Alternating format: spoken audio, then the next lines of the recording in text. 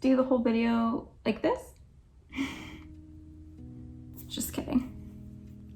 Hi YouTube, my name is Ashley. My cat is walking into the room right now. Hi Willow. So I've been on and off YouTube for a couple years. If you look on my channel, you'll see like a video project that I did, a couple of vlogs, a really cool but outdated VHS collection, and like not really anything else. But this video that I'm filming right now is a video that I've been wanting to do for such a long time. And the reason why I haven't done it is just insecurity.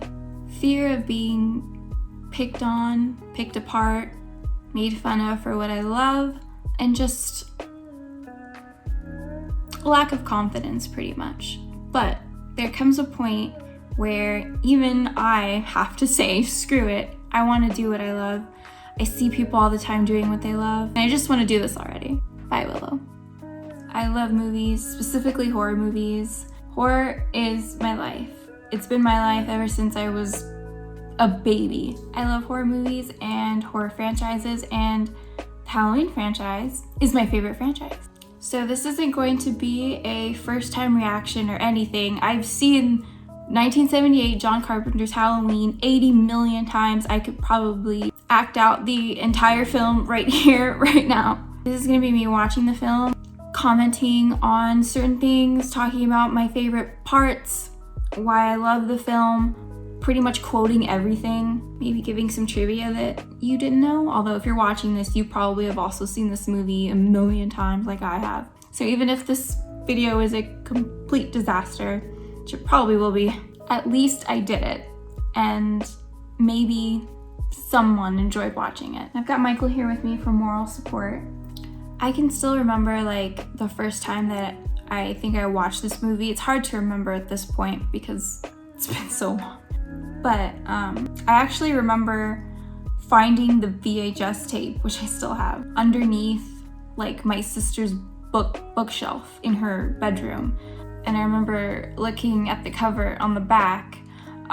There's a picture of Michael like at the closet door, and that terrified me. And I knew I wanted to watch the movie, and I watched it probably way too young. But it's the first actual memory that I have of watching a horror movie and being really affected by it.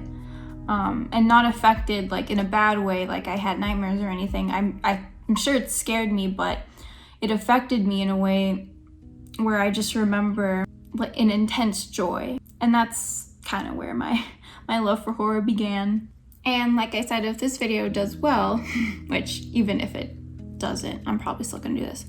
I would love to make commentaries for the whole franchise, like every movie in the franchise, even the horrible ones, which I still find enjoyment from watching.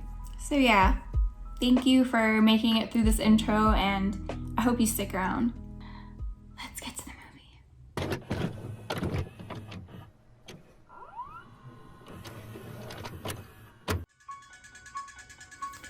Seeing that Compass International brings back so many memories. I remember seeing this at the Alamo Draft House, and it was the first time me seeing the movie in like a really clear picture of the film. And on this pumpkin here, if you look closely, you can see like a little fly in the pumpkin, like flying inside the pumpkin. And I remember thinking, wow, like I've never noticed that before. That's such a cool detail that they have in there. I don't know, I love discovering new things about my favorite movie. You may think they scare me, you're probably right. Black cats and goblins on Halloween night.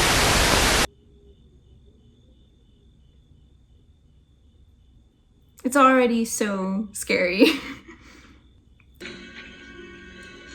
Michael? And this, it's just so awkward and weird how they just stand there and stare at him. I absolutely love it. It's weird and off-putting, but it's supposed to be like a freeze frame, except it's not a freeze frame. Just something weird how they just stand there, like staring at him. it adds to the whole thing. Okay, now we're 78. I'm really excited right now.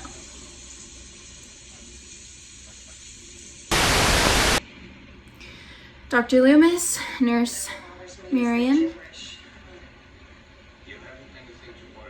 You haven't anything to worry about. I love Donald Pleasance. Donald Pleasance died in 95, I believe, in February, like a couple days before I was born. Rabbit in Red. You mean you actually never want him to get out? Never, never, never. Then why are we taking him up to Hardin County if you're just gonna... Because that is the law. We are. So good. Ooh, and this is scary. This is underrated scary. Seeing all the patients. When do they let them wander around? It's just, it's eerie. It's eerie, and then the music comes in, and it's, ugh. Michael on top of the car here in a second.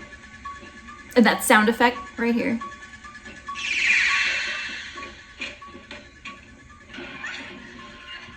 When he hits it here in a second, very clearly you can see the wrench, which it's a known thing, like from this movie, like there it is. It's just it's perfect. Don't forget to drop the key off at the Myers place. I won't. This is like the only time I think we see Be sure to leave it under the mat. one of her parents. Because in the second one, I know, like, there's the whole, like, we can't get a hold of your parents, and where are they? There's Tommy. Wish I had you all alone. Just the two. I love the remix they did of that for the end credits for Halloween 2018. Oh my gosh! So eerie, so almost romantic. What we're really talking about here is fate. If you listen to what the teacher is talking about, she's talking about fate. And if you wanted to, you could kind of use that as, I guess, an explanation for Michael and the whole thing with Lori. Is it was her fate. It was her fate for Michael to go after her. It was her fate to die by Michael. And this scene, you could look at it as kind of like an eerie, like foreshadowing. And of course, ooh, and I love this scene coming up here after they bully Tommy, and then the one kid runs into Michael. She's gonna catch you, she's gonna Right here.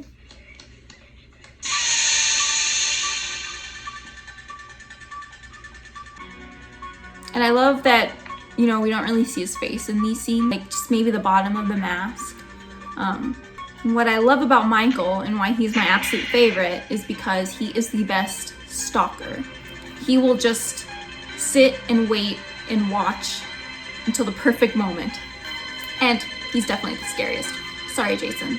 Sorry, Freddy. I love you guys too. Don't get me wrong. We'll get to your movies at some point, but Michael's the best. Linda, Lori, why didn't you wait for me? So Lori and her friends, most of this dialogue written by Deborah Hill, and just kind of sets up the dynamic between the friends and shows how Lori's friends are more preoccupied with like hooking up or whatever, whereas Lori is not. She's more responsible. Speed kills! I would never. I also wouldn't hang out with people who would like yell at cars. Like, I don't know. I like the dynamic between them. They do kind of pick on Lori, but if anything, it just makes us like them less. So when they die, it's kind of like a, oh, good. But for Lori, we like her and we relate to her and we feel something for her, a connection with her, and we want her to survive. We want her to escape Michael in the end. So that's why in the end, we're rooting for Laurie. And that's what I love about these early movies specifically. A lot of times in the later movies, like Halloween Resurrection, for example, where it's like, I don't love these characters. They're poorly written. They're one-dimensional, but they're not likable. They're not charismatic. Not like Laurie anyway. And when they die, it's like, whatever. And oh, I love it. I love this so much.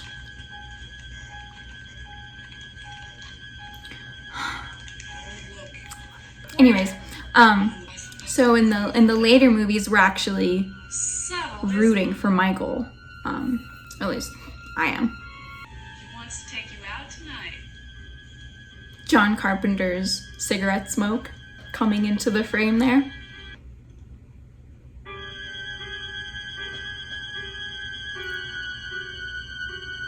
Okay, this is an interesting scene. He's there. She doesn't break away, like she doesn't break eye contact with him, and then he's gone. I like to think, correct me if I'm wrong, I don't know if John Carpenter has ever talked about this specifically, but I like to think that she actually did imagine him in that scene. Like all the other times, she really did see him, but in that scene, I like to think that she did kind of imagine him, because he does just vanish like right before her eyes. So I like to think at that point she's scared, and at that point he's kind of ingrained himself into her psyche. But that's me. Oh my gosh, I just love the soundtrack so much. I want it to be October already. I'm ready for Halloween Ends. I'm ready, but I'm not ready. I don't want it to be over. We'll get to the newer movies, of course, eventually, but I don't want it to be over. I don't want them to stop making Halloween movies, which I don't think they will, but I don't want this little trilogy to be over. Because I love what David Gordon Green has done with these newer movies so far. Still spooked. I wasn't spooked. Saw somebody standing in Mr. Reynolds' backyard. Don't Fear the Reaper. I love this song. This was the first time I've ever heard Don't Fear the Reaper by Blue Oyster Cult, and just one of the greatest songs ever. And every time I hear Don't Fear the Reaper by Blue Oyster Cult, I think of Halloween, I think of October, I think of the 70s, and it puts me into the Halloween mode. And it's great, because Don't Fear the Reaper, don't fear death. Death is literally following them right now. Also love that it's just pitch black now outside. Anybody live here? Since 1963 when it happened. Every kid in Haddonfield thinks this place is haunted. And then still warm. Michael kills a dog, like, in every movie up to, like, a certain point. You wouldn't do that. This isn't a man. Oh, here it comes. 15 years ago, I was told there was nothing left. I met this 6-year-old child with this Blank, blank, pale, motionless face. The blackest eyes, the devil's eyes. And there's Lindsay being, honestly, me. I'm Lindsay. It's like, don't interrupt my horror movie marathon on Halloween. Oh my god.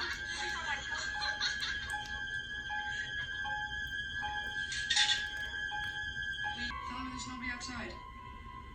Go watch TV. I do hate how like dismissive she is here, because if all people, she would be like more, I guess, worried, just because she's been stalked all day, you know? She's already seen the boogeyman. Feels like she would know. She would listen to Tommy and be like, oh, who did you really see? But it's okay. We forgive her.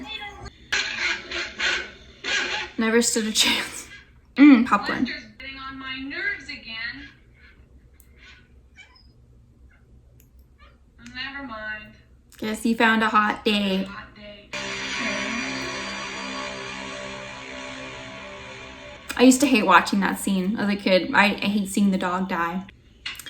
And I just love the slow build up to the deaths, to the kill scenes, because I've heard people complain like Halloween, this one it's too slow, nothing happens, and it's like, well, I mean, you gotta give it time. Like, terrifying. Honestly, the buildup is what makes the payoffs like, so much better and so much greater.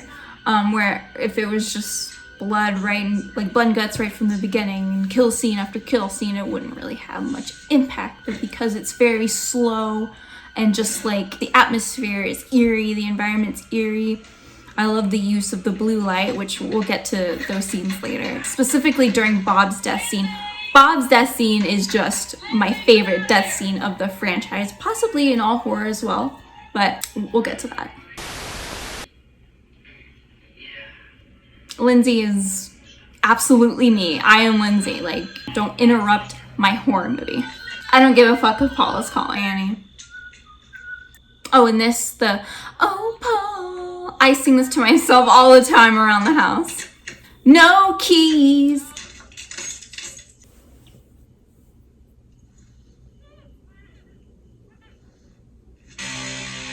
Oh my gosh. He gets up so fast. It's so jarring. And the music gets really loud there. I love it.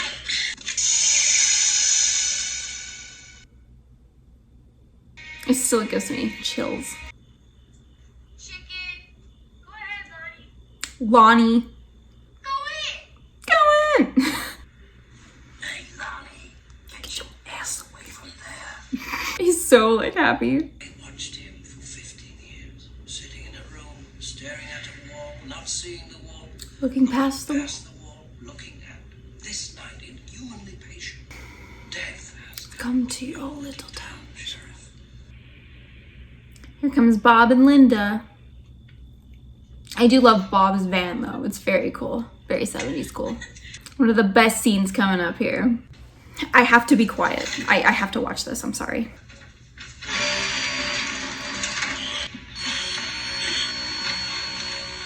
Music, fantastic. It's a huge knife. His feet fall and they just dangle. It's so morbid. And then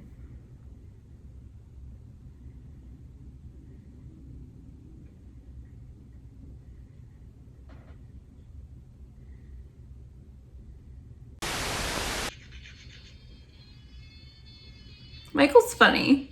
Like, Michael takes the time to put a sheet on and then to like put the glasses through the hole in the sheet. Like, he actually, like, he made the holes. See anything you like?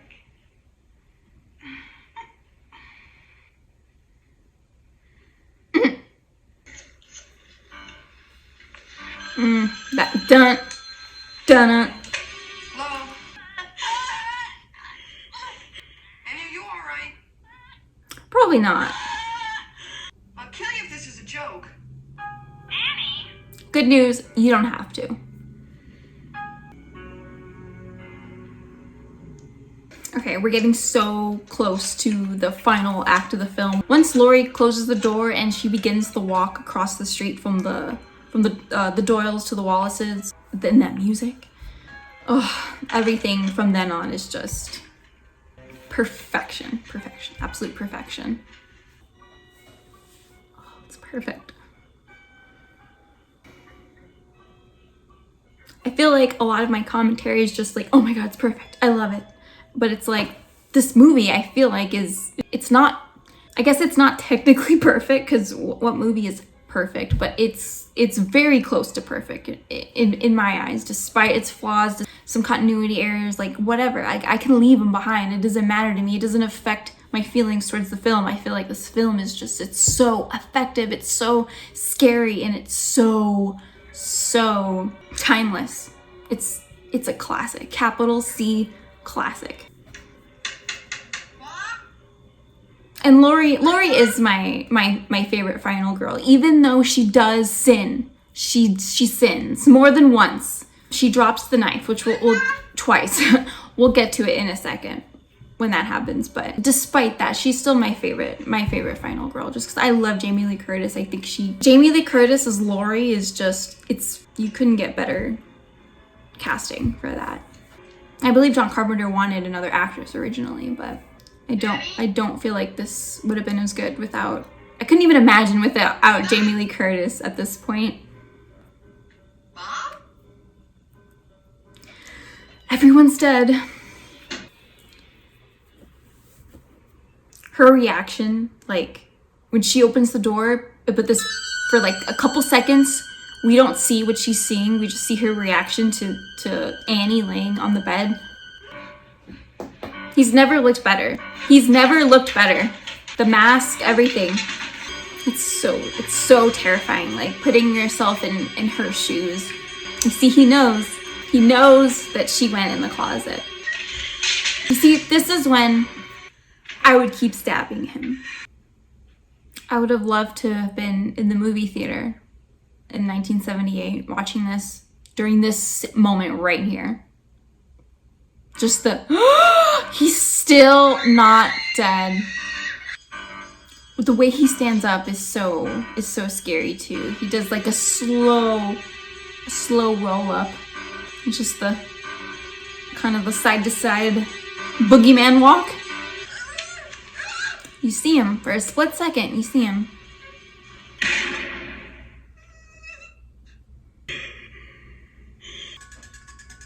Just the look on Donald Pleasant's face. Oh.